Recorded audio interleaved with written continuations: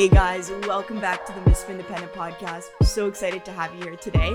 I'm joined by a really special guest.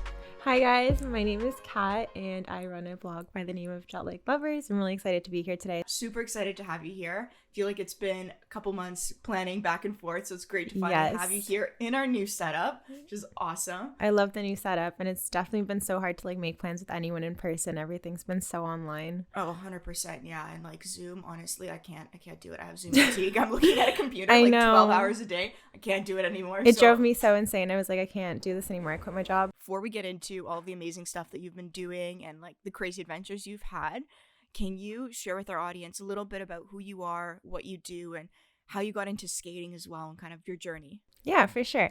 So I grew up as a competitive athlete. I was born in Canada, but spent a lot of time abroad in Russia, which is where half of my family is from. So I grew up skating between here and Russia and was just going back and forth all the time. I was also homeschooled for most of my life, which I think kind of impacts the way I am now today.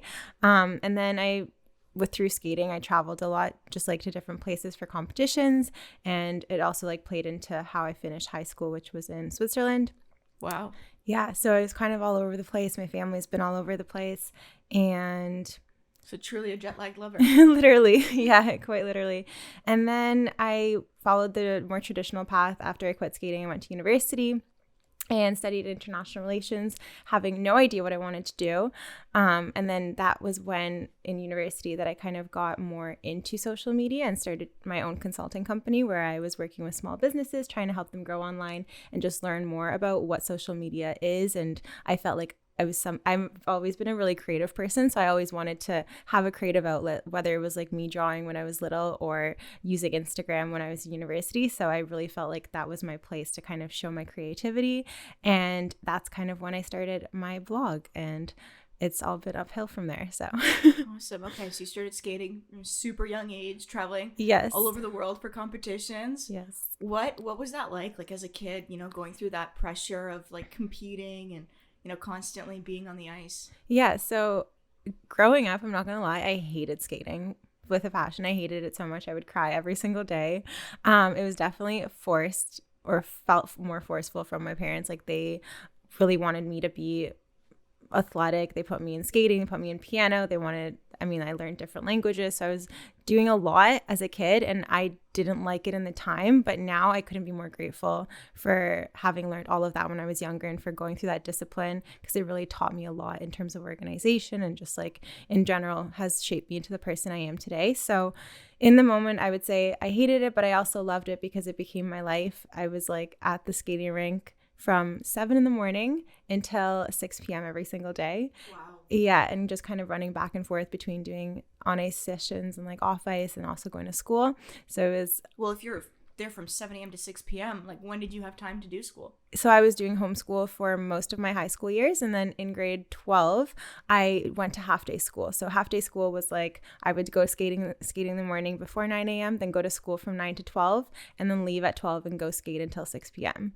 So that was basically my schedule growing up. And then that was the year kind of where I decided, or my parents also decided, where it's either you make it or you break it. And that was when I was 17. So that's when I decided to quit competitive skating and move abroad to focus on school full time for one last year so I could get into university essentially. Okay, so skating was literally your life. Yes. For the majority of high yes. school. Those are such formative years, 100%. People are out there going to house parties. Yes. No, my very first high school house party that I attended was in grade 12. And I remember I showed up with one of my best friends from skating because I had no idea who was there. And it was just when I first started at Bayview Glen here in Toronto. And I showed up to this house party and everyone was drinking, and to me that was so weird. I had never tried alcohol at that point. I remember my friends and I would just play at home and we'd be oh yeah, let's try alcohol from teacups. Yeah. Maybe that's why you're not a huge drinker now. Yeah, exactly. But honestly, it was the best year in terms of being able to go back to high school. And I remember I did the research to find the high school and prove to my parents that I needed to go to school because that's all I really, really wanted. I feel I definitely missed out on that growing up when I was in in grade 3, I vividly remember like sitting in school and we would do interactive, like where you'd sit on the floor in front of the teacher and like have all those like questions. And my mom would like pop up in the door in the classroom and be like, okay, it's time for her to go. And like, cause I'd always leave school early to go to training. So I was always like the odd one out who would like leave every recess, every like lunch break and stuff like that. And I always like missed birthday parties in the summer and stuff like that. So it was definitely like hard in the social aspect, but my social life was at skating basically and at any extracurricular that I was doing. So I get that. Like I danced competitively growing up. So, yeah. Going to dance after school, first of all, as a parent, yes, it is so much time like going back and forth. So I'm so grateful to my mom for actually being like my personal chauffeur back in the day. 100%. It's so much work and like being there at every competition, watching you, right? Yeah, you don't realize it when you're younger. And then now that I'm growing up, I'm an adult now. I'm thinking like, how the heck did my mom put that much time into me? Like I don't know how she did, and into both my sister and I. It's a lot. Yeah, no, it definitely is, especially like constantly competing and the training, like learning discipline. I think is an extremely valuable skill. But I'm thinking about back to like when I was dancing, I had Russian trainers, and I don't know if it was the same, but they're like, oh my god, they're intense. So tough, right? Yeah, no, I remember I was in so grade 6, that was the year that I kind of skipped school and moved to Russia to train. And I remember the trainers there compared to the trainers in Canada are so different. Like I would cry. Like that's when I think I really started to hate the sport, because the pressure that they put on you to do well, it's something that kind of builds out that character. And that's where I really started to succeed and see like a progress in my career in that sport. But that's also where I learned to like not like it as much, for sure. I definitely hear you. Yeah. So I can see how like that kind of environment would drive you away from the sport, So for sure, it's awesome that you've still kept up with it, and like now it's a hobby for you, it's a creative outlet, it's all these amazing things. So what was that transition like getting back onto the ice and falling back in love with the sport? So that's a really good question, because I feel like a lot of athletes struggle with quitting their sport and never wanting to like look at it again, and I'm one of them. When I quit, it's not that I didn't love the sport, it's just I was almost sick of the environment for having been in it for so long, and it was so nice to be in a new and refreshed environment. And I feel like it wasn't like I was in varsity, obviously, because I quit for a full year, and then I came back to Toronto to go to University of Toronto, and they had a varsity team. So naturally I joined it because I felt like that's what I needed to do to kind of like make friends at university and be part of something. So I joined it, but I can't say that I loved it when I was doing varsity. It was kind of like I was happy to be part of something and to be part of the university team and to be doing it more leisurely. But at the same time, I wasn't loving it then. And I feel like social media is what made me fall back in love with the sport, because I felt like people were actually recognizing me for the beauty of it. And I wasn't just being judged on my elements or my performance. And that's another big thing, like growing up in a competitive sport where you feel like you're being marginalized or like brought down all the time, like that really impedes on your motivation to keep going. And I find that with social media, I can do what I love and get recognized for it, and that's kind of what helped me bring back that spark, which is so crazy to think. Yeah, I know for sure. Social media is a crazy place. Yeah. Like, I always say like it's both a blessing and a curse. And as a creator myself, like there are moments where I hate it and I don't want to be on it. But at the same time, like you got to keep going. You need to have the consistency. Exactly. So I want to ask, like when you were first starting out, what was it like? What kept you motivated, because the response that you're getting now, right? Like your videos have gone viral, like 14 million views, like crazy numbers, on TikTok, which is massive reach. And like, I'm so happy for you, right? Aww. But what was it like in the early days? Like I remember following you, you had like, you were just starting out, like 1,200 followers, right? Which is crazy to think about versus like where you are now. For sure.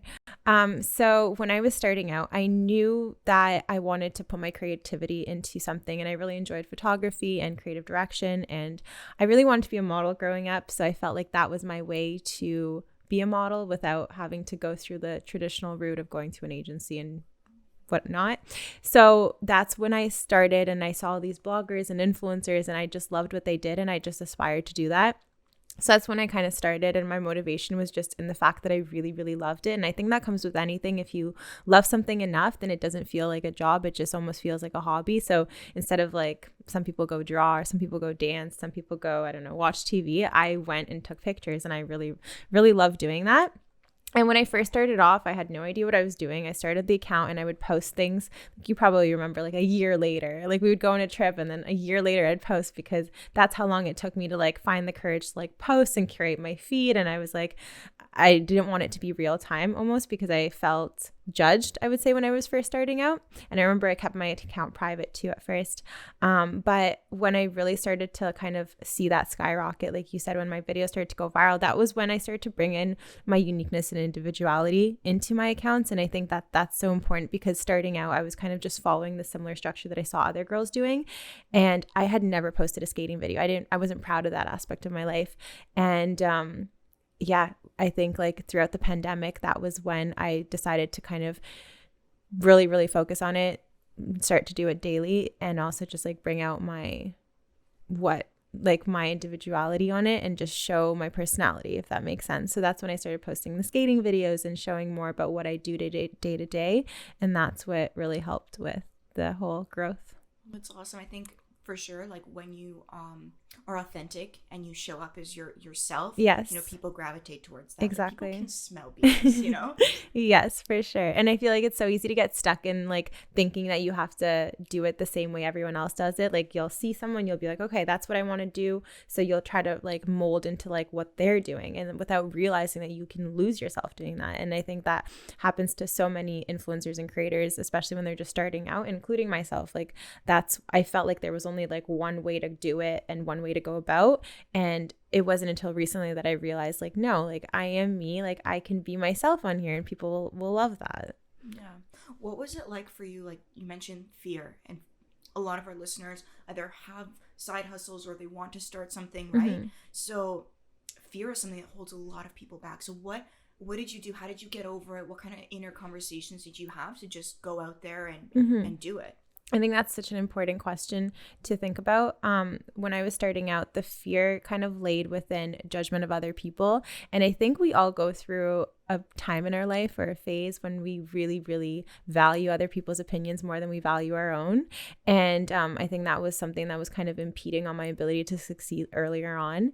And what I was telling myself, I guess, going back to my roots and skating again and being around family and doing things that are authentic to me is what really made me realize and reflect on the fact that, again, I am me. I can be putting out what I want, and it doesn't matter what other people think. That was part of the reason why I started a new account too when I was just starting out, because I felt judged by the people who were following me on my personal account, and I didn't want people to think, oh, she's like full of herself and posting photos every single day, and like, oh, she thinks she can become someone. So I started a fresh new account. I started interacting with completely new people online who are now some of my best friends, which is amazing.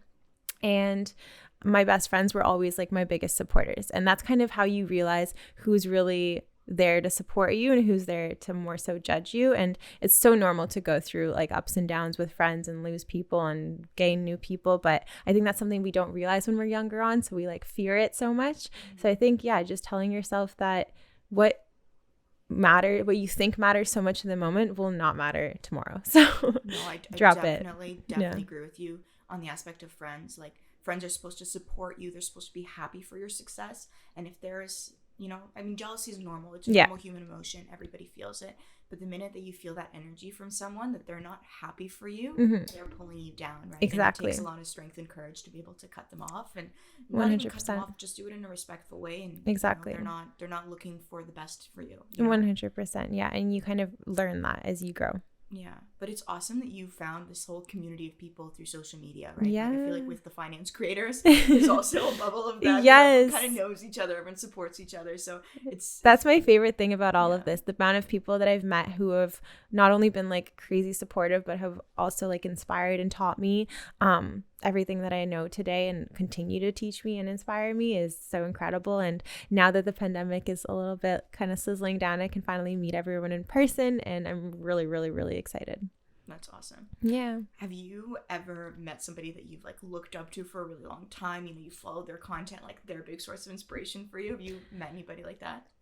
Have I met? No, because I would say obviously I kind of started doing this when the whole pandemic kind of started rolling out. So in the past 2-3 years, so I haven't met anyone, but there's always been a community of girls that I've always really, really looked up to, and they've really inspired my ways. Like there's one influencer, her name is Helen Owen, and I always found growing up that her stories were so aesthetically pleasing to watch, and every story, whether it was about a couch she just purchased or a trip to Egypt that she just went on, was like watching a movie. And I'm somebody who's not super into watching Netflix or spending time watching TV shows and movies. I love watching engaging content on social media, and what she was creating to me was art. So that was somebody who I always like looked up to, and I remember like I told myself like, this is what I want to be doing, like this is what I like to do. So that's when I started my account and was doing my travel stories and was making them super engaging and all of that. And I thought that was just like, I wasn't even getting any traction at the time. I had like, I think 300 followers, but I just enjoyed making them so much that it brought me so much happiness. And then that's kind of, with that was a lot of consistency came, and that's where you'll start to see like growth eventually.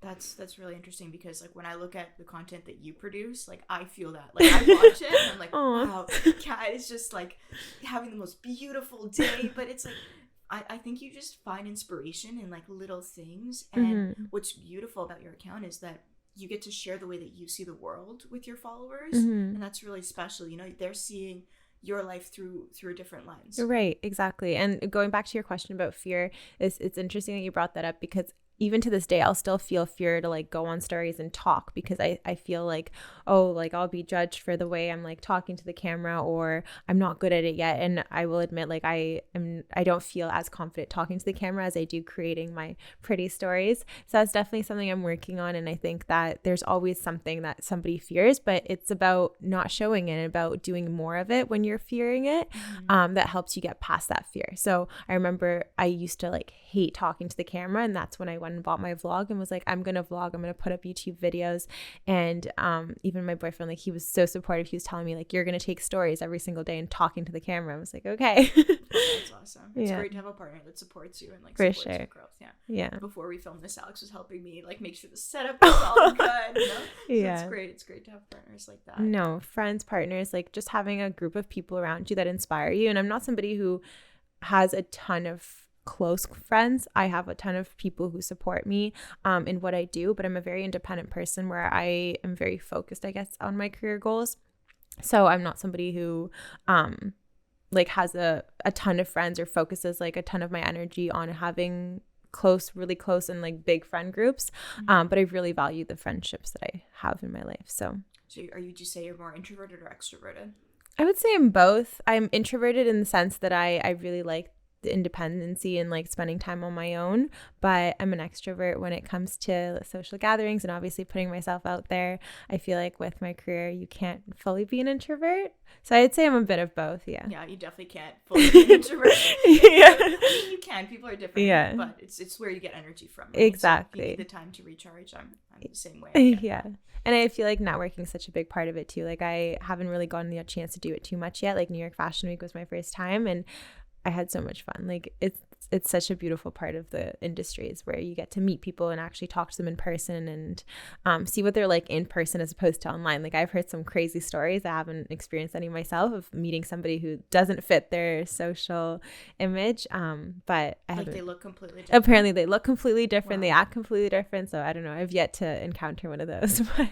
But that's interesting, especially because like the algorithm or people in general connect when they see authenticity. So I'm surprised that there are people that can mask and just like be a completely different person online. But I guess you can be anyone online. Exactly. Now with like TikTok, there's so many accounts out there that are not fake, but it's just like a persona. Like you can fully become a different persona and like tell stories that aren't true, and people will follow you because they like that. So that's definitely. It's a whole other world. I know. You mentioned goals, so I wanted to ask you, like, okay, you recently, like this past year, watching your growth has been incredible. Like some of the brand partnerships, which I want to get into, and like how you go about those conversations. But from working with like Apple to massive like companies, you know, Revolve, and to what's next for you? Like, what are your career goals? What do you want to get out of out of your platform? So the biggest goal for me this year was to take this whole thing full time, which is something I accomplished 2 weeks ago. So it's both nerve-wracking and exciting and scary all at once. Not gonna lie. So I feel like that was the biggest goal for me, because I want to be able to focus all of my energy and put all of my time into doing this. And I feel like up until now, I've been working full time for 2.5 years, and I've always been not half-assing, but I feel like I've just been putting my energy into too many different places or aspects of my life. And then when you're working, like I was working for a bigger tech company when I was first starting out, and that was great because it was more of a consistent 9 to 5, and then I'd take my 5 p.m. and work on my own stuff. But after that, I transferred over to working for a smaller owned company here in Canada, in the health and wellness industry, which is a company that I absolutely love. However, the hours were no longer 9 to 5, because you're fully invested in working for a smaller business. So your role isn't as like a clear-cut role as it would be in the big corporate world. So doing everything, wearing every hat. Exactly. Yeah. And I just felt like the hours were bleeding over so much that I didn't have the opportunity to focus my time into doing what I love. And I'm so excited to be able to kind of put my energy into it now. And that's when I'll be able to kind of identify my goals further and see where it goes. But right now I'm just growing, just focusing on growth. Yeah, exactly. I was going to ask you if you had a word that is going to define the next chapter of this. I love that question. Yeah. I don't know. I feel like growth is probably the biggest one. That was mine for last year, actually. I told myself, like, I had a vision board, and growth was my biggest word. And I definitely achieved that with like the growth in followers and stuff like that. But I think just also in consistency, engagement, and again, growth. I can't think of any. I mean, it's gonna come to me. When I think of it, I'll let you know. Yeah, no, I was gonna ask. So you recently, like 2 weeks ago, quit your job. Mm-hmm. You're doing this full time. How long beforehand, like how many years were you working on this behind the scenes? I know you said you started like about 3 years ago. Yes. What was that like? Because I very much relate Mm-hmm. to having, your 9 to 5, Yes. you're working full time, and then you come home and you need to, open up your computer and start Mm-hmm. again, right? That's Yeah. I call it the night shift. I know. Yeah. I think I have always been so accustomed to doing so many things, especially growing up as an athlete, having to go to school and all of that. So it's just something that I felt was just like part of me. I was never someone to just do one thing and then go home and relax. So it felt natural to have a hobby, to have like an extracurricular, I guess, as you can say, and like almost kind of like that, but like for yourself, and it's one that you love, right? It's like, imagine when you're in university, like there's so many like extra clubs you can be a part of. You don't have to be, but there are always those people who are part of every single club. And I feel like I was almost like one of those, like I wanted to be part of so much always.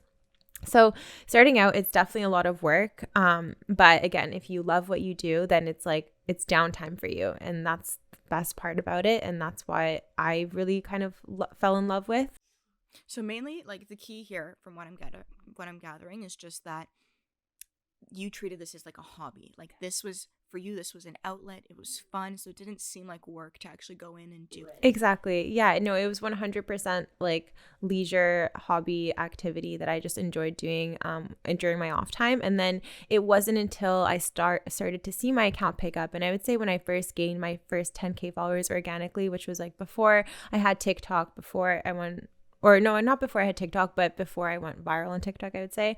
And the first 10K, that growth of summer, it was 2 summers ago when I really started to see that growth. And that's when I started to feel so motivated and so excited. And I would actually make it kind of like a more so than just like a hobby. I would actually wake up and say, okay, today I have to like shoot 5 outfits. Today I have to film these 5 videos, and started to treat it more as like a job, because I saw kind of like an end goal with it, as opposed to just like posting out in the open. So I think that really helped. But again, just like having a love for it, and I feel like that's the biggest drive you can have towards anything. Okay, so I want to ask you about that piece, because there's a lot to Okay. So what was it like when you first started monetizing? And I want to ask you about what kind of income streams there are in the line of a creator. So yes. How do you support yourself? And Mm-hmm. I think this is what our audience is going to be really interested Yeah, about specifically, for sure. because there's a lot of people that want to grow their personal Mm-hmm. brand or have product-based businesses. Exactly. So what kind of strategies do you have? Yeah, so starting out, I had no idea what the financials of all this industry kind of entailed. And I saw so many influencers posting about, oh, I'm making so much more than I was ever at my 9 to 5 doing this. And I was like, oh, this is like cool. Like, I mean, I wish I could be making money off this. But it wasn't until a year ago that I started monetizing my business. And before that, I was just like so in love with like the process of creating and doing. I was so happy to receive any type of gifting. And that was exactly like a year and a half to 2 years ago when I started receiving gifting, and brands were actually reaching out to say, hey, could you like take a photo in this piece of clothing or this product or whatnot. And it wasn't until, a year ago that I kind of received my first brand deal. And that completely changed my perspective, because I was like, oh, like I can be making money doing what I love. And that was a big driving and motivation factor. But I think that that's also something that can take away from the authenticity of people's work. And that's what I didn't want. So I continue to tell myself today, even though I've been doing this now like full time, I was saying for 2 years, but I've been making consistent income for a year now. I've been telling myself that I'm not going to let money be the driving factor. I'm always going to keep it authentic, and I will only ever work with brands or partners that I see value in, that I actually admire, that I like. I will never work with a partner that I don't want to or that I wouldn't use, and I never would want to recommend that to somebody else. And I think that's really important, because you see a lot of influencers kind of sway away from their authenticity to work with brands that they don't resonate with so much, just because they can make that money. And now like I work with an agent, and it was really important for me. Like I was on calls with different agencies for a year. And my biggest thing was like, I don't want agencies or an agent to bring me in income and then for me to lose my spark in what I'm doing. And now working with someone who actually has the same goals as me, it's really interesting, because I remember I forwarded a deal to her last week, and she was like, I don't think this is fitting for your brand, Kat. We're going to decline it, even though the monetary compensation for it was one of my best ones. So that's awesome, just to have somebody that also has the business lens and can see what your brand is. Because, exactly. I mean, at the end of the day, like your brand is like who you are, exactly, right? So yeah. to have someone else in your court who can support you is incredible. Yeah, no, it's been really nice to have that extra support, but it all comes down to like yourself and what you see and value. And again, this is always going to be something I love more than anything. And I want to do so much with it in terms of like, first of all, inspiring athletes or people who grew up in a similar situation to me, to finding a spark in what they used to do and being able to recreate and refine the purpose of like being a competitive athlete or being something in a serious way, and then being able to use it as a creative outlet and coming back to those roots, I would say. To also inspiring other people to just create and do things apart from just like the typical 9 to 5. Like I knew when I went to my 9 to 5, my first 9 to 5, I had graduated university in spring. And then I traveled to Thailand with my family for a month, and that was really exciting. And then the natural pathway that everyone was always following was like, you graduate university, you get your job, and that's your new life. Yeah. So that's what I did, and I had no idea what the company was. They were just hiring, and I was like, okay, I'll go in for an interview, and ended up being in marketing for the tech company, and I had no idea what the tech company was. So it wasn't anything that like, it was just like almost like I was following a structure that I didn't understand.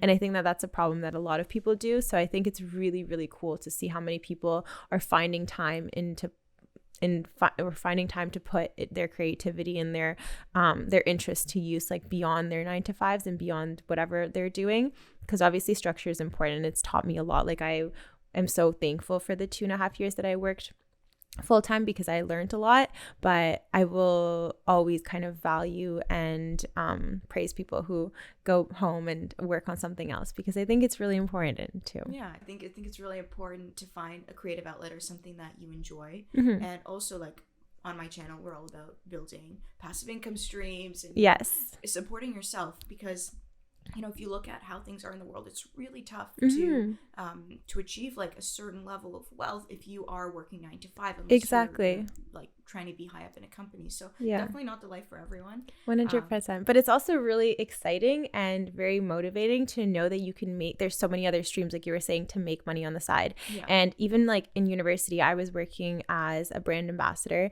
and that went from me giving out newspapers at 5 a.m. at different subway stations to like working more like high-end events and doing more like hostessing.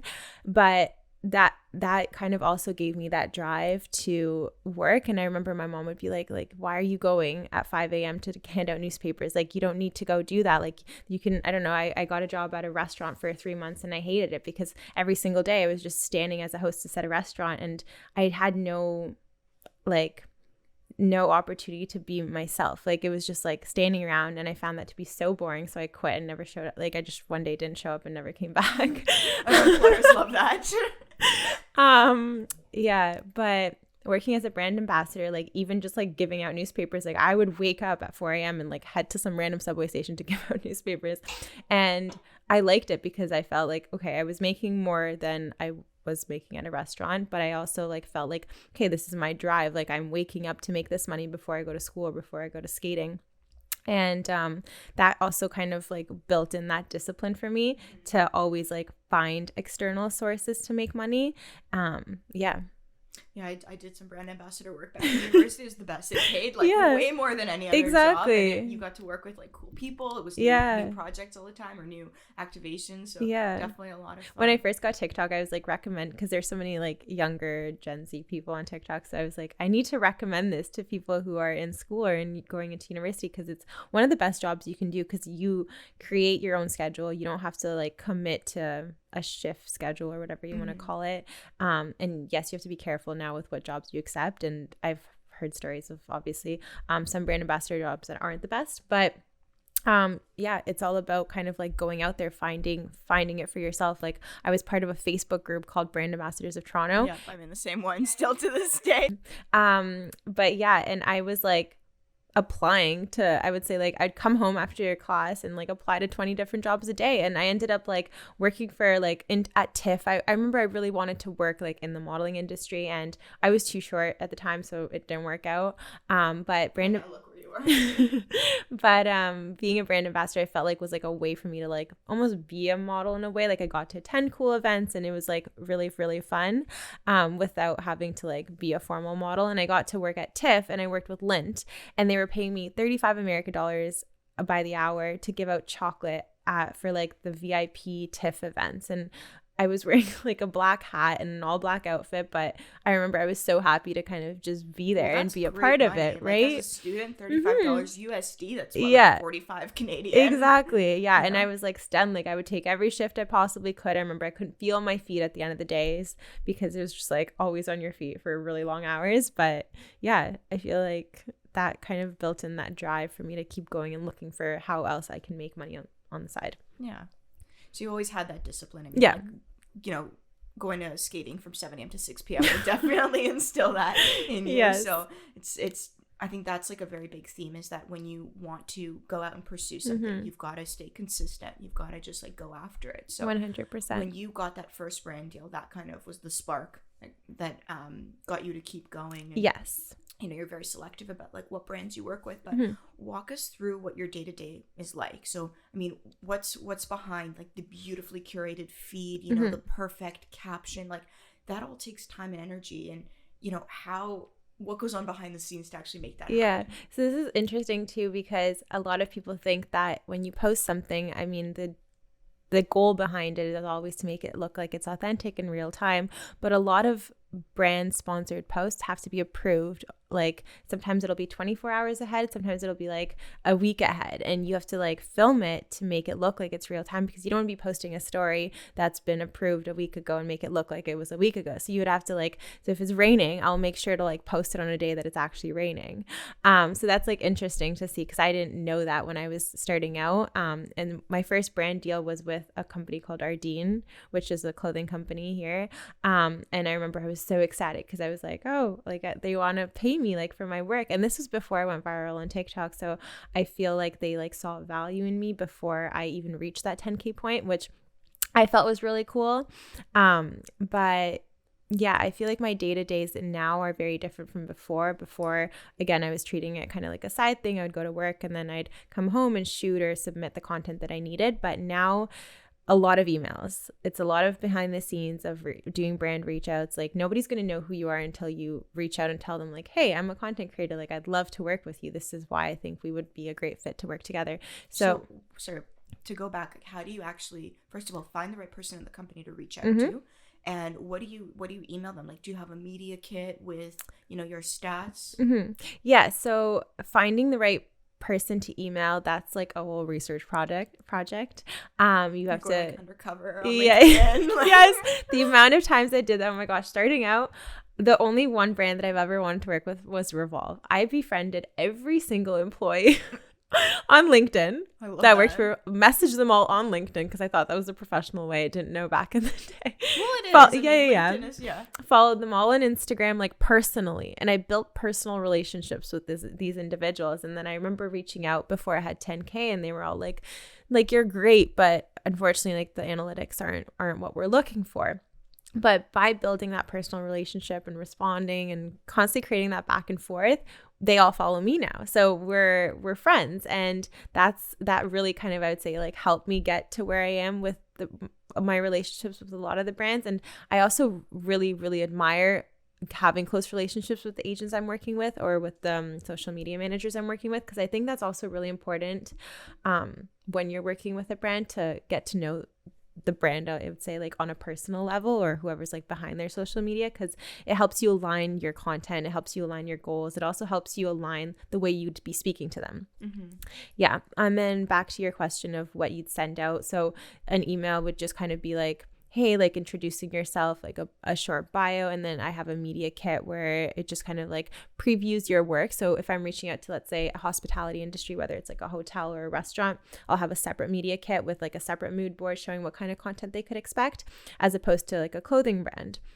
So send them a mood board as well with like what you... Yeah, okay. Exactly. So depending on the brand that you're reaching out to, so if it's like a more light and colorful brand, I'll like put together my most like bright and colorful photos or like a feed, and I'll send that to them. I'll be like, this is the content you could expect from me, or this is like some of my past work. And then for other ones, you'll make it like more dark and moody and more like high class, I'd say. And yeah, and then you'll also send them your analytics and your rate card. Okay. Yeah. Interesting. Okay, so how do you, we talked about like researching Mm-hmm. the right person to find, but the actual shooting piece. So how, like, because you're out there on your own, like I'm sure, your partner probably is so sick of taking photos of you. I know Alex, like she takes 2 photos and he's done. Yeah. So how do you get like the perfect shot? Mm-hmm. What kind of editing goes into it? How do you make a curated feed as well where everything looks cohesive? Because that, like, personally, that's something that I'm challenged with. Really? Okay. I don't know if trends have changed at all, because I'm hearing... So much. Okay. So, yes. First of all, I want to try We'll get into that. There's trends. a whole under topic. Yeah. Yeah.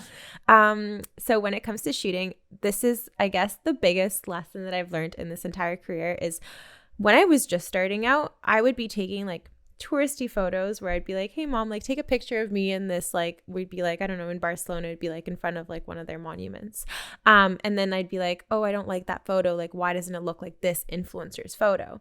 And then when the whole pandemic started, I decided to get a tripod. And I decided to start self-shooting.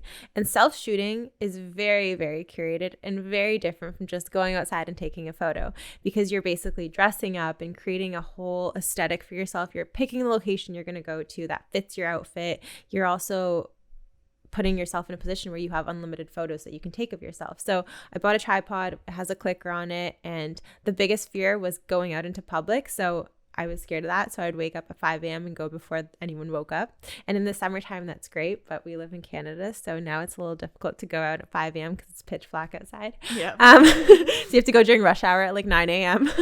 So what's that like? Like if you're out in public shooting? Because personally, like I it's taken me a lot to Yes. be open Yes. to other people seeing me work. 100%. No, I'm the same way still to this day. And you'd think like I'd be super comfortable. And some girls out there are super, super comfortable. The TikToker or the influencers in the wild. Yeah. Oh my God. That's funny. But I admire those people so much and give them so much credit, because it's really difficult to find that courage to do that, because it's fear of judgment again. Like everyone walking by, like they're not used to it. I'd say now, so people are more used to it, seeing it, so they're not as judgmental as they maybe used to be like 2 years back, like down the road. But they're like, people walking by will definitely like double watch, or they'll like whip out their phone and like start filming you, or like start shouting comments, and it's not fun. So I like to pick locations where there's less people. Personally, yeah, I love to go back to like my campus to shoot. I feel like it's like really, U of T is beautiful. Yeah, U of T is beautiful, and there's not too many people. And I feel like you also do get over that fear, because if you're doing what you love and you know that this is your job, at the end of the day, who cares what everyone else is saying? You're getting paid for this. This is your job. They're just watching and judging you. So if you were at an office staring at your computer, why would nobody be judging you doing that? And then somebody's judging you doing this. So I think it's something where society is like becoming more open-minded towards it, but you'll always have that crowd that's close-minded and just not like, or curious, I guess. Like everyone's curious, right? Like it's not like they're doing anything negative on purpose all the time. It's just people are curious and they're like, they don't know. Okay, that was a really, really good point that you brought up. Like, this is my job. Like, how you kind of got yourself to understand that like other people's opinions absolutely doesn't matter. Like, you know? Yeah. And especially if you have like a brand deal, like you'll have sometimes a 24-hour turnover time. Like I got asked on Friday to submit content this weekend to have it approved to be posted on Monday. And in my head, I'm like, okay, like I'm going to go out and shoot it this weekend. Like I have no choice. So whether there's people, whether it's raining, whatever, this is my job. This is what I'm doing. So I'll either, if you're not comfortable doing it in public, which is completely normal, and like I said, I still feel that pressure, then I would go and just find like a quieter area or wake up early, like find those compromises that work best for you. And yeah, you'll start to feel more comfortable. Like with a tripod shooting is made such a difference, because you feel so much more comfortable. You don't feel judged by the person taking the photo of you. Like my partner, my family has been super supportive with taking photos of me, and I'm super thankful for that. But it's not the same as when you can go by yourself, or now I've like built a community, I guess, of girls where we go together, and that's really nice too, because you feel comfortable around those girls because they all are also doing the very like the same thing. Yeah, they get it. Exactly. So you feel okay to like try out different poses, and like you don't feel judged. So that's really important too. Definitely. Especially like feeling comfortable. Yeah, exactly. And it's like really easy to like feel like shy around even like some of your closest people. Like I still feel shy like taking photos around my family if it's like, you know. Yeah, no, I definitely hear you. So I want to ask you about trends, because things have definitely changed. Especially like on social media, things change so fast. So how do you keep up with new trends? How do you know what the algorithms are going to like? So like outside of trends, what kind of tips do you have for our listeners on how to grow their own social media? Yep. So trends are a topic of their own, especially nowadays. Like I think trends are changing literally on the daily, and it's so neat to see, because again, it's something you have to be very open-minded to. Like I remember when TikTok just started out, I was like, my boyfriend actually, he was like, his younger cousin came over for dinner. They were like on TikTok and taking TikToks, and I had no idea what TikTok was. And my boyfriend was like, Kat, you should get on TikTok. Like, it looks like it's the next thing. I was like, oh, like, it's not for me. It's like, it looks like a Musical.ly where you're just like dancing. Like, no, like, this isn't what I do. So it's like that aspect of being closed-minded towards new things. And I think everyone's guilty of it at a certain point, because you get so accustomed to what you're doing that you're not like open. Like now with Facebook and Meta, what's it called? Meta? Yeah. I don't know. I haven't met a person who likes the name yet. Yeah, it's like a new like world that like I haven't fully like understood yet. I don't think anyone has, but it's something like you have to hop on. So I think trends are all about being very open-minded and being quick to try. It may not fit your aesthetic or fit your vision of what you always thought you'd be doing, but hey, that's what you got to do. And I think that's what a lot of brands struggle with right now, especially with like user generated content used to be so highly valued on Instagram, and it is something that we saw rapid growth in on Instagram. But with TikTok, it's all about persona. People like to see the same persona consistently. So if you're running like a business account, I would say like the biggest advice is to tone it down from being a business almost like, and make it into a persona. People want to see into the business's personality almost. So like you've probably seen there's some business accounts out there that are skyrocketing, like for example Ryanair, and trying to think of another one that's like really, really good. But Instagram, like Magic Spoon has been really great. Like any brands that find their niche and are just able to kind of attract the person through that persona have been really good. Like on Ryanair, we see the same face. There's the same girl running it every single day. There's not a ton of approval that goes into creating her content. She just puts it out there. It's based on trends, and that's what people love because it's funny, it's entertaining. It's almost like you don't want too much brand education. You want more brand awareness through new platforms, if that makes sense. Interesting. Mm-hmm. Yeah, like even for my personal brands, right? For like the e-commerce businesses that I have, we're on TikTok. I have a social media content creator who is so on top of trends. Like she's fantastic. Amazing. And sometimes she'll send me things. I'm like, oh my God, Dilpreet, this is hilarious. Yeah. Like, yes, this is awesome, you know? So and a lot of the times it's like things that if I'm thinking about like our brand essence, it's not, you know, necessarily like what I would want to identify the brand as. Right. But for people that aren't familiar with us, it's a great way for them to be introduced to the brand. Exactly. Yeah. And I would say like the biggest advice for anyone is to be super consistent, to be open-minded, and to not be saturated on one channel, like to really, really expand and try out new things and try out new channels. And I think like a big part of myself, especially with my business, is you were talking about the curated feed. Like that was such a big part of why I started out. I really, really liked creating that curated feed.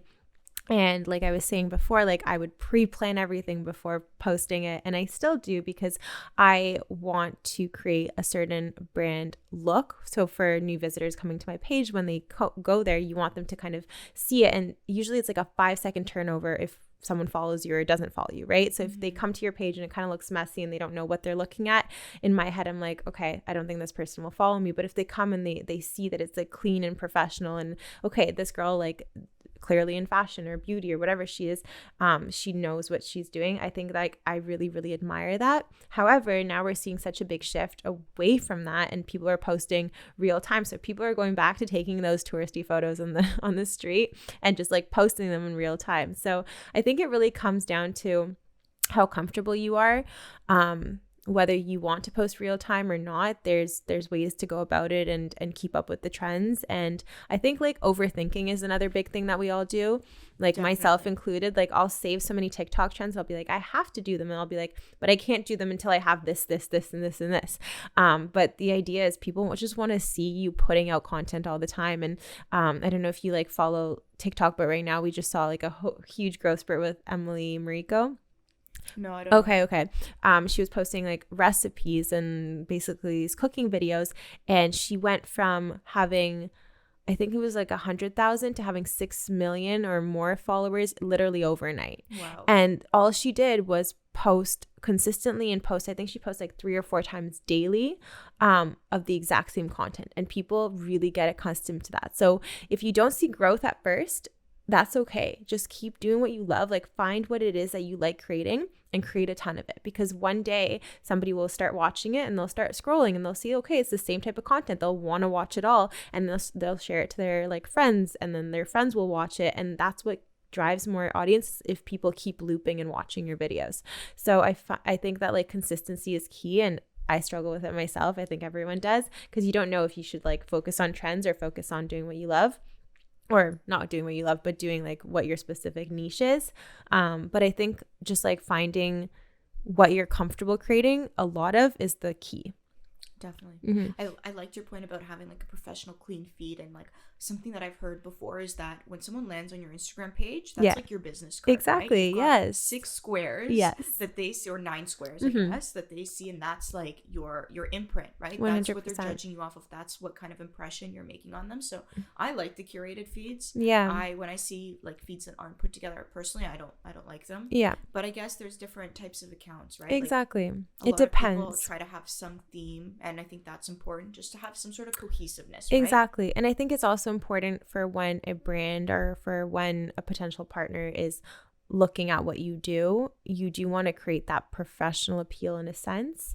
But again, there's different types of accounts. Like there's so many TikTokers now who aren't as big on Instagram, so they're not as well versed, I would say, in creating the curated feed, or I don't want to say well versed, but they're not as focused on that. They're not, they want to focus more on creating those TikToks. So they'll just like post photo dumps or whatever it may be on Instagram to show what their day-to-day life is like to their followers. And that is that's also an amazing approach. It's just a very different approach. I guess it depends on your audience, right? Like if you are trying to target Gen Z, then you want to be in the mind of like what they think and what their behaviors are like, right? Like I look at like my younger brother, for example, who's like in second year university now, and like his friends, they post so differently from me, you know. They post like very like, they're all hype beasts, they all love their sneakers, you know, and like I'm such a different, even though we're only 7 years apart, it's such a different generation. I was gonna ask though, like from a business perspective, what I'm really curious about, like I have my social media team reaches out to influencers all the time. I used to do this, like, I mean, scaling my business has been a lot of like learning where my skill set lies and trying to be more of the strategic direction, and then outsourcing and hiring people to do the work that I used to do. So now that I've got like a team that does this, what kind of things should they be focusing on? And for anyone that wants to grow a brand or wants to reach out to influencers, like when you see a brand that reaches out to you, what kind of things do you respond to? And when you were earlier on, maybe it was different, right? Like you've got certain things that, like you said, values, and you're very particular about who you work with. So walk us through what advice you have for business owners. For sure. So I'm really thankful that I have been able to work on both sides of the spectrum in terms of this industry. So I've been able to work on the side of reaching out to influencers and looking for influencers as a brand to work with. And of course, as an influencer, reaching out to brands to work with. So I've experienced what it's like to be on both sides of the spectrum. Like when you see a brand in your DMs, what makes you decide like, okay, I'm going to open this? Because first of all, like when you've got 130,000 followers, right? Like you probably get so many DMs. For sure. So I would say it's really important for a brand to email me as opposed to DM me. I do go through my DMs to kind of scout them to see if there's any brands, and a lot of big brands do DM because it's more personable. I'd say one of the biggest things I look out for, whether it's a small business, a big brand, whether it's a brand I've never heard of or a brand I've always heard of, is that personal interaction that they have with you. So if they message you and they say, hey, Katya, have been following you, love your content, specifically really love the skating videos, we would love to discuss a potential collaboration. What would be the best way to get in touch? I really like that approach of kind of them reaching out to me, because what I'll do is I will usually email them or have them email me, and then I will forward that to now my manager. But back in the day, I would kind of scan through my emails and see like who it makes sense to reach out to. But there's so many emails that I have had to like ignore because I wasn't sure if it was scam or not. But usually those emails will kind of look like they're mass emails, and they won't be like personal, and you'll get a ton of follow-ups from that person. And I remember I've just like ignored some of them it's for just like mass mail merges that are sent to like a massive list. And I still to this day wonder if any of them were actual like good partnerships that I could have done that I maybe missed or lacked or didn't look over, because I didn't have the time to go through every single email in so much detail and like kind of look up the company and look up and do like all that proper research. So unless I knew the brand off the bat or knew that they were reaching out to me with a personal touch, then I would kind of just ignore it.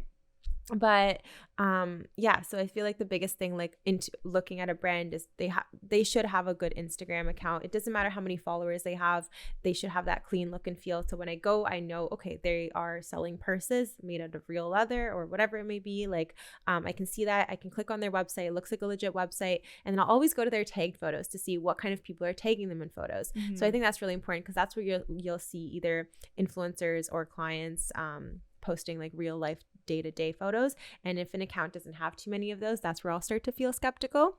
But of course, there are also small businesses that don't necessarily have that. And I don't think that that's like a bad thing at all. It's just about making sure that you take the proper time to reach out. And as an influencer, the exact same advice goes on the other side as well. As when you're reaching out to a brand, the brand doesn't want to think that you're just reaching out to every single brand as a mass.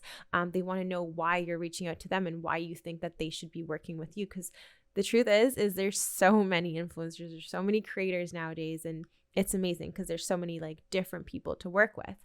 But it's really about finding the right connections, finding those right relationships, because there is the perfect creator for every brand. And the way to find that is to know that you guys are both invested into taking that time to write that perfect email or whatever it may be, and creating that close interaction. Definitely. I think there's a lot in there. Personalized outreach in general, like this applies to recruiting too. When I talk to companies, I'm like, if you want this person to work for you, you need to tell them, first of all, why you picked them. Yes, right. exactly. Why are you reaching out to this person? If it's a mass email, they're not going to respond. Yeah, for sure. And also, like, you want to make them feel special. So I definitely can learn from that, you know, and something that I'm going to pass along to Dilpreet, and if she listens to this, she'll hear it for herself. But so personalized outreach was a big one. Yeah. How do you make your outreach stand out? Like, I've been seeing, especially if it's DMs, if it's a brand that you don't know, let's say small business. Yeah. And first of all, I want to talk to you a little bit about small businesses as well. Like, are you open to working with small businesses? Yeah. Have you, I love working with small businesses. I think it's especially like during the pandemic, like there were so many small businesses that came to rise, and I got to work with a lot of them and build personal connections with a lot of them. Like a little piece of heaven. Exactly. Like a little piece of heaven. That's exactly what came to mind. I was like, but yeah, it, like, I remember when they reached out to me, they were like, hey, like, came across you from a friend of a friend. We just started this business. Like, we would love to work with you. And I was so happy that they kind of reached out. And any small business that's ever reached out and made it a little bit more personal, as opposed to, even if you're just sending out like a DM saying, hey, I'm a small business, would love to send you something, or would love to send you an email. I would say, like, depending on the size of the influencer, if they are able to go through their DMs, usually they will respond. Give them time. Don't get impatient, or don't get discouraged with them if you don't get a response right away. Sometimes I'll go through my requested DMs like once every week or every 2 weeks, and I'll get back to people a little bit later than I probably should have, but I still want to get back to them. It's just about finding that time to do so. But I feel like email, if you find an influencer creator with an email in their bio, I would say much better to reach out through email. 100%. Yeah. And then on the other side, being a brand, I would say now I'm seeing more than ever brands working with micro influencers, and that's what's really special, I think, because we're realizing how important it is to see engagement as opposed to just those numbers of followers. There's so many so many creators from back in the day who have acquired so many followers who have nearly not as high of an engagement as smaller creators. So I think that's really neat to see. And I've been through periods of ups and downs of having good engagement and horrible engagement Part of that is just Instagram also changing their algorithms all the time. 100%. And not showing content in people's feeds, which drives me crazy. I know. You put so much time and energy into putting something together, so it's really discouraging. When I noticed that drop, I was getting a consistent 30,000 views on my stories every single day, and then that dropped to 3,000. Wow. Right? And I remember seeing I'm creating, I'm putting all this effort into this and nobody's seeing it. But yeah, I mean, again, the algorithm changes, trends are changing.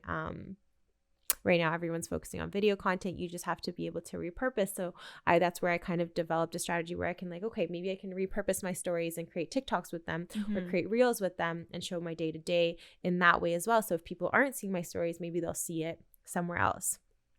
That's awesome. Yeah, having one strong, and then I try to do this as well, where if we're filming a podcast, for example, I'm going to cut pieces of it to make reels, repurposing content, because you don't have time to do everything. Yeah. So that's really smart, and I think that's a great strategy for our listeners to try to take, 100%. Into their toolkit as well. Yeah, and just time management too. I think sometimes I'll spend way too long creating a piece of content that I'm like, wait, does anyone even care about this? So I think it's just going back to what is it that your followers want to see? Sometimes, as much as you want to be creating something that you love and that's what you should be doing, you also have to take into consideration, what do your followers want to see? So if you went viral on TikTok or started posting something on TikTok that people really enjoy, keep giving them that, because by giving them that, you'll bring them into your life, and then you can slowly start to spur out and post more of like what you enjoy and other things, and people become more invested in your life. But I think the main goal is to kind of like attract people by posting the consistency that they are wanting to see. If that makes sense. Yeah, no, definitely. I had one question though. So moving back to if you had a brand reaching out to you, Yes. what are the different types of ways that a brand can work with an influencer? So like something that we do all the time is we run affiliate programs where we have a discount code. Yes. You know, that's something that I think I was sharing this with a friend, just like how affiliate programs work, and it blew his mind. Yeah. So can we chat about that quickly? For and sure. Also, like, do creators prefer to have like a set fee up front or some sort of consistent income coming in? Like from your perspective, I mean, things have definitely changed for you over the years. Yes. But walk us through what that looks like. Yeah, for sure. So I think, well, first of all, the different types of brand deals that you can get are everything from having affiliate links. Like you were saying, you can be like a consistent ambassador who posts a discount code, and you'll get a certain amount of return on that discount code for the amount of times that it's used. Gifting is another big one. So the brand will send you product, and if you like it, then you post about it naturally. And that's really great for brand exposure, because sometimes a small business will send something and then the influencer will end up using it in their day-to-day, and then that's kind of like free exposure in a way. The gifting is interesting because I find like a lot of brands expect you to post it. Yes, you know, that's another thing, and that's another thing that's really changed for me. And it's hard, because when I was just starting out, every gift that I received, I treated as if it was a paid partnership, and I would create my best content. And now, because I do have to prioritize certain partnerships, and of course the paid partnerships over anything else, I have put gifting, I don't want to say on the back seat, but I've had to like put more focus into what I'm doing in terms of like the paid side, and haven't been able to give as much attention to the gifting. And it really also came down to me really like thinking about, if I get gifted a product, I'm not going to post it if I don't like it. Like now whenever a brand reaches out and they ask me if they can gift, I'll always say, yes, I'd love it if you could send it to me. However, I will only post if I do like the quality and the product. So I just wanted to let you know up front. So if the brand feels like, okay, maybe they're not as fitting towards my brand, they won't just send it. So I think that's another. That's really smart, actually. Just like you are being fully, upfront and transparent with the brand and saying like, I've got my values and exactly. Nothing against you, but I've learned to do that over the years, because I remember like I was working with Little Piece of Heaven, and then another brand or another like small business reached out to me, and they're like, hey, can we send you a sweatsuit? And I was like, yeah, for sure. And I didn't let them know that I wouldn't post if I didn't like it. So when I got the sweatsuit, it was an okay sweatsuit, nothing special. I ended up just like wearing it to the grocery store one day, so I posted in it and just like tagged them, and then I ended up having a really negative interaction with that brand. And Little Piece of Heaven like reached out, and they were like, yeah, like we've had negative interaction with that brand too. So I realized, okay, I have to start reaching out and letting the brand know that letting them know my actions ahead of time. So whether it's like I'm receiving gifting, just letting them know that if I don't love the quality, I'm not going to post it, if that makes sense. And then going back to what kind of partnerships you can do, there's obviously paid partnerships. Most of them do work on a campaign basis. Some of them will go month to month, depending on how much you bring in through whether it is a discount code or how much you bring in terms of engagement or drive back to the website. So they track these certain metrics, and then they set up monthly campaigns where like you receive a reoccurring fee in order to create that content. But that's probably so cool just to like see the impact of, your work, and like you put it so much time and effort into like making this campaign for the brand to see the impact. That's why they've reached out to you, but like, Is that rewarding? It's very rewarding. Like the first high-end brand that reached out to me, or like I would say higher end retailer, was Farfetch. And when they reached out, I was really happy, because I haven't really worked too much in the high-end sphere in the fashion industry, and I really, really aspire to. So when they reached out, and they obviously was paid with like a portion of it being gifted as well to be able to showcase the product, they let me know up front that if I brought enough sales that month, that I would work with them again next month. So I had a goal in my head, but at the same time, I didn't have high hopes. I know my followers are on the broad spectrum where I'm like all about showcasing things that I like that are good quality, but also just like not too expensive, if that makes sense. And that's tough as a fashion influencer, right? Like I look at like Valeria Lipovetsky, Yeah. who does like videos about her luxury designer purses, Yes. and I'm like, okay, the average mother can't afford to buy a $7,000 Chanel bag. Exactly. No, that's where it's hard, and that's where you kind of have to really, especially now with like TikTok and like the younger crowd, like you do want to focus your time on showing like good deals and showcasing like good finds. And I think that's where a lot of thrifting comes into play, and a lot of just like, a lot of good, like just like finding things that most people wouldn't. But I also really, really value paying a little bit more for something and having it last you longer, because even being an influencer, you can't, for example, like when I was just starting out, I thought that you couldn't photograph one outfit more than once. Like once you photograph it, that's it. You have to photograph a new one. So the amount of clothing that I went through in terms of fast fashion was obscure. Like my closet was overflowing to the max. And my mom was like, what are you doing? And I was like, no, like I have to buy these things because I want to create the content. But the amount of like materialistic material we go through in the fast fashion world, it like over the past year, it taught me that like, no, like I don't need all of this stuff. Even in terms of gifting, like I'll turn a lot of gifting down because I don't just need stuff for the sake of having stuff. And I think that that's like a big problem with the fashion industry in a sense, because it's like, yes, you want to be promoting a certain thing, but again, unless it's like something that you value and love and want to be able to share enough, what is the point of just like sharing it for no reason? So that's where I've kind of come back into like my roots of actually really liking some high-end quality brands. And there's some things that I've owned for like 6 or 7 years that I can still wear and style, and I love them. A lot of times brands will just put their name on clothes and it won't be good quality. So it's really about finding that fashion influencer that is within your budget, that you can also rely on to share valuable information in terms of like quality. And sometimes they'll be like, what if you're working with, let's say you're working with Gucci. Like I bought myself a pair of Gucci shoes, and upfront honest, I hate them. Like really? Yeah, this summer I bought myself the Gucci rubber slides. I love how they look. Beautiful shoe. I love the concept of it being rubber. Like it seemed like such a good purchase. I bought them and I barely wore them. They're not comfortable. I didn't. Well, I saw them like there's a lot of creators that also have like similar styles, and they influenced me to buy them.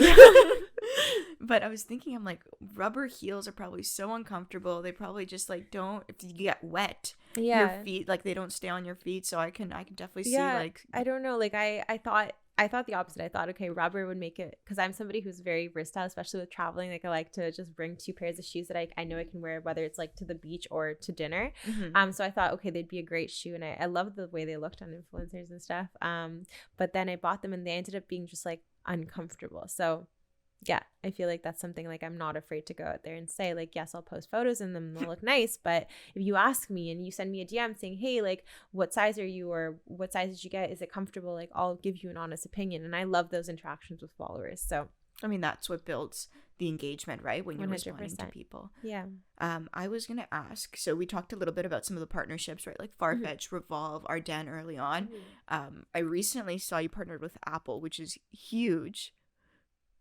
So what was that partnership like, and what are like some of the craziest partnerships or the most rewarding partnerships that you've had? Yeah, so Apple was definitely the craziest that's happened to me, because it came very unexpected. It came when I was just starting to post all my skating content, and after my one video went viral last winter, and I got an email and I didn't think it was real.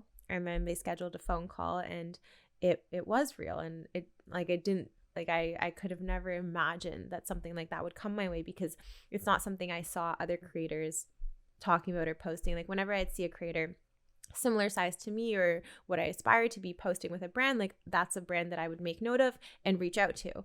But Apple was just something they are a very low-key brand, which is why they made it very clear that they didn't want me to talk about the partnership. Like it's not something they wanted to advertise. They're very kind of low-key in there, more so to help support creators that I guess that they work with, which is why you may not even know that some creators are working with Apple. But it was a really cool opportunity, and I'm so happy to continue to be working with them now to this day. So it's been almost a year, and they're definitely a brand that's just very innovative, and I really like how they support without wanting the exposure. So they had an event for us last year, and they had rented a private ice rink for some of the creators here in Toronto, and they had invited me, and it was a really spectacular, crazy experience. And I remember I showed up with my vlog camera because I wanted to film the experience to be able to post it on my YouTube channel, tell my followers about it. And they very specifically asked that you don't share with anyone that this was an Apple sponsored event, that you were even here. They wanted it literally to be for the present moment, for you to fully enjoy it. Oh, that's so awesome. And I thought that was very cool. But I feel like every brand partnership I've ever gone has been rewarding in its own way, whether it's a small business or a big brand. Like it still all feels like a dream, or like Christmas morning when I wake up to boxes, whether I paid for them or not. So it's really I feel like every partnership has its own special moments to it. Definitely. I mean, such like heartfelt stories, especially like Apple, being able to organize that and like let you enjoy that. I think that's really cool. I have one last question for you, Okay. Kat. We've been here for a while. So I want to ask, if you went back in time and you got a chance to talk to like 15-year-old self, what would you say? Like, what kind of advice would you give her? Yeah. So a lot of advice.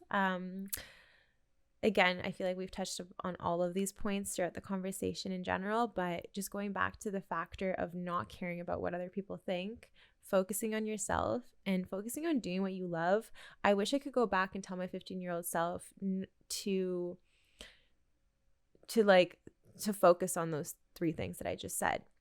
Because when you're 15 or around that age, that's when you care about what other people think. You're scared to do anything out of line of what your other friends are doing or your classmates are doing. You're really trying to mold into what you think the people around you are. Mm-hmm. And I think we all lose our individuality. And I'm really thankful that for part of that, I was homeschooled, and I was still training intensely and working very differently and out of line out of most people that I was surrounded with. So that helped me see life in a little bit of a different way. So I'm really thankful for that. But I think being 15, like you again think that everything that happens to you then, whether it's like losing a friend or ruining a friendship, whatever it may be, is like the end of the world. And I think it's so important to remind yourself that that's not going to matter, whether it's a year or 2 years from now. And I wish I started earlier, honestly. I wish I started earlier in the sense that I wish I didn't care. I started posting. I started my account earlier.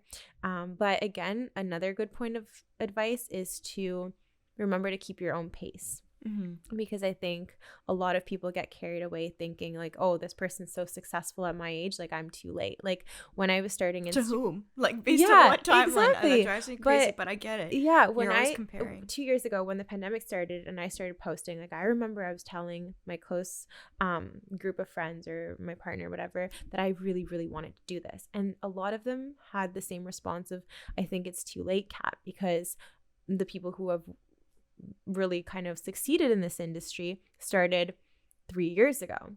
And I don't think that there's room for new people. There's always room. Every market can be saturated. There is always space because no one is you, mm-hmm. right? So I'm like, yeah. And I remember like the exact same thing. Like I would see all these girls going on the Revolve trips and thinking to myself, like, maybe I am late. Like they keep working with the same girls. There's no room for them to bring in new girls. And I was like, it felt discouraging. And I feel like that mentality held me back for a really long time. But no, there's always room. There's always growth. There's always something new that's going to happen, whether it's Meta now or TikTok, whatever. There's always room to keep going. So don't let somebody else's timeline or somebody else's success deter you from what you see yourself doing or what you want to achieve in life. So yeah, just keep going. That's awesome, Kat. Thank you so much for being here, for sharing all your wisdom, your energy with us. I feel like we got into a lot of really, really great points. Yeah, a lot of actionable. It's a podcast, Kat. That's what we do. But I appreciate you being here and sharing with us. Thank you so much for having me. This was really fun, and I feel like it's really nice to be able to talk about it because you get to actually reflect on all these things. I feel like our day-to-days are so fast-paced all the time that you don't get to sit down and take in. I am proud of myself for where I am. So Yeah.